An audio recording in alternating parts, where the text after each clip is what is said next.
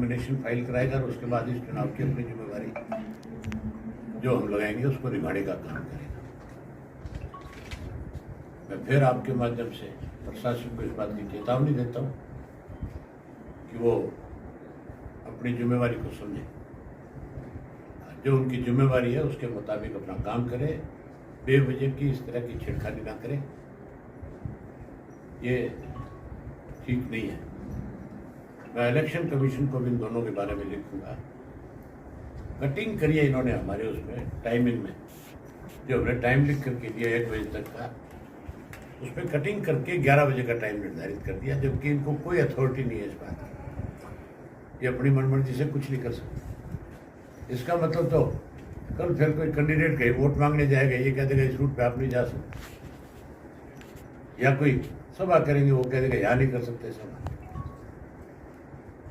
मतलब सरकारी अधिकारी का काम इलेक्शन करवाना है, उसकी जिम्मेवारी सिर्फ इलेक्शन करवाने की है, ना कि किसी का पक्ष बनने की है।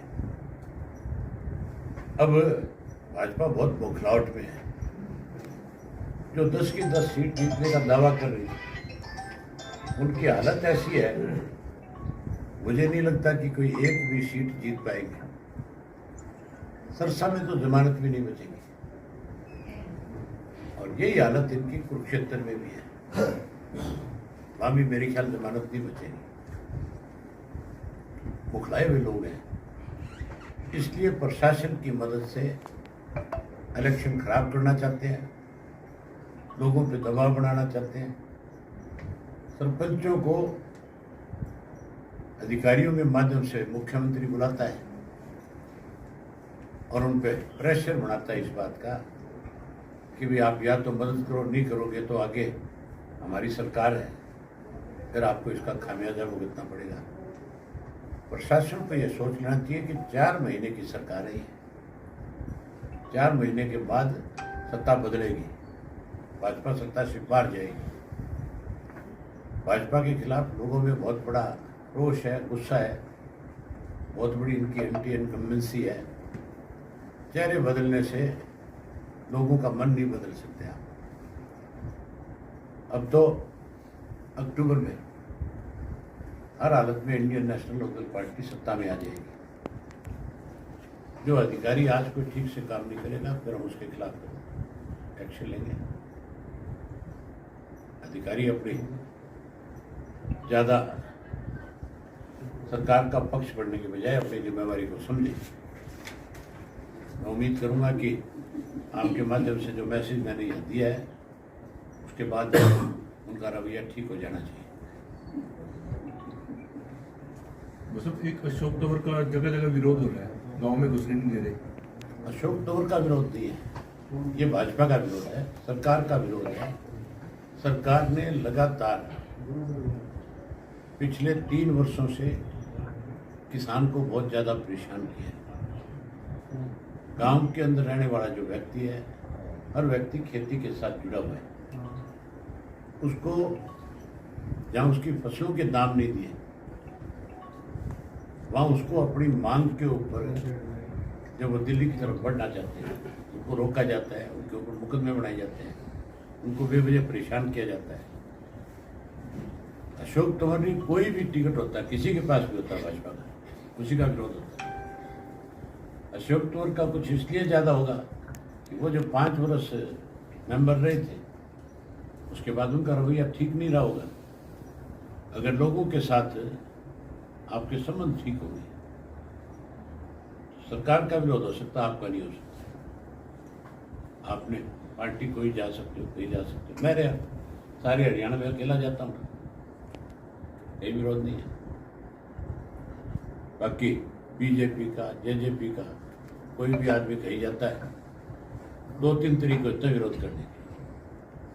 कुछ लोग सामने आकर के विरोध करते हैं, कुछ लोग उनकी सभा में नहीं जाते, विरोध करते हैं। बहुत सारे नेताओं का विरोध इस तरह का भी है कि वो जाते हैं गांव में, 4 आदमी उनकी बात सुनने नहीं आते, ये भी एक विरोध है। भाजपा का तो पूरे प्रदेश में विरोध है। अब तो मुख्यमंत्री श्री मनोहर लाल खट्टर जी ने तो अपना बयान दिया, आपने देखा होगा, उसमें उन्होंने ये कहा है कि मैं किसी गांव में वोट मांगने नहीं जाऊंगा। उन्होंने जो सिक्योरिटी की मांग करी थी Z+ की अपने लिए, उसमें भी ये दिया कि किसान से खतरा है। 85% किसान है हरियाणा के अंदर, हमारे से खतरा है तो फिर वो हरियाणा छोड़ करके चले जाना चाहिए। पहले तो वैसे परेशान किया और अब हमें बेइज्जत करता है ये बात कहते कि मुझे किसानों से खतरा है। और ये कहता है मैं गांव में नहीं जाऊंगा वोट मांगने। मतलब कितना घमंड है। लोग इस चुनाव में पूर्ण रूप से इन सब बातों का सबक दे रहे हैं। सर, ये भ्रष्टाचार शहर बांटने की कोशिश करते हैं। पहले हिंदू मुसलमान की बात करी, कभी जाट गैर जाट की बात करी, अब गांव और शहर की बात पे आ गई बीजेपी। शहरों के अंदर बसने वाले लोग जो हैं वो टोटल गांव शहर में, उन सब का गांव से रिश्ता है। मंडी में जितने आड़ती बैठे हैं सबके पीछे गांव का नाम लिखा है। कोई जमाल वाला लिखा है, कोई माधो सिंघाड़ा वाला लिखा है, कोई कहीं का लिखा है तो सारे गांव के लोग। बहुत सारे गांव की अब नई कॉलोनियां शहरों में बसी हुई है, जो बच्चे पढ़ाने आते हैं, कोई नौकरी करने आते हैं। मतलब आप गांव के आदमी को बांट रहे हो। सुविधा दो, वोट लेना है तो लोगों को सुविधाएं देनी पड़ेगी, वो है नहीं। इसलिए गांव और शहर के नाम पे आज वोट मांगने की कोशिश में है भाजपा।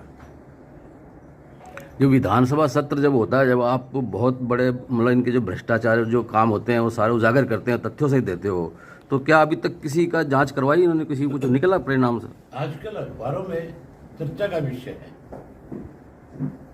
मनोहर लाल जी कहते हैं मैं जांच कराऊंगा, दुष्यंत कह रहा है मेरी जांच कराओ। तो देरी किस बात की है? जांच होनी चाहिए कि नहीं होनी चाहिए? अगर वो जांच कराने की बात करता है, मुख्यमंत्री करता है, नायब सैनिक, तो फिर वो कह रहा है मेरी जांच कराओ, तो देरी क्यों कर रहे हैं? जांच होनी चाहिए हर आदमी, और जांच जरूर दूर जाने की जरूरत नहीं। शराब घोटाला जो हुआ उसकी जो जांच हुई है, जो 2 एजेंसियों ने अलग अलग करी है, वो सार्वजनिक करो। उसके जो दोषी लोग हैं उनके खिलाफ कार्रवाई करो, तब तो हम ये मान लेंगे कि आपस में मिले हुए नहीं हैं। दोनों 4.5 साल तक इकट्ठे रहे और 4.5 साल में दोनों ने मिलकर के प्रदेश को लूटा है। 19 से ज्यादा घोटाले हुए। उन सारे घोटालों की जांच हो, जुडिशरी किसी सिटिंग जज की या कोई रिटायर्ड जज की जिम्मेवारी लगे, टाइम फिक्स करे कि इतने दिन में जांच कर लेगा। ये तो लोगों को गुमराह कर रहे हैं। आज भी आपस में मिले हुए दोनों, आज भी दिखावे के तौर के ऊपर तो एक दूसरे का विरोध करते हैं। लेकिन अजय सिंह जी का खुद का बयान था कि हम भाजपा से दूर कब हुए, हम तो आज भी भाजपा के साथ हैं। पहले तय तो करें आपस में घर में बैठ करके कि क्या बयान देना है, क्या फैसला है हमारा।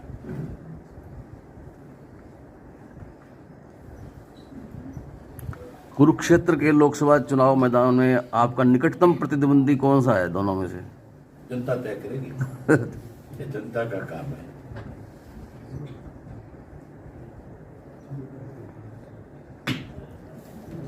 किसी का सवाल और? कल हिसार में नामांकन किया था, किस तरह का वहाँ समर्थन मिला?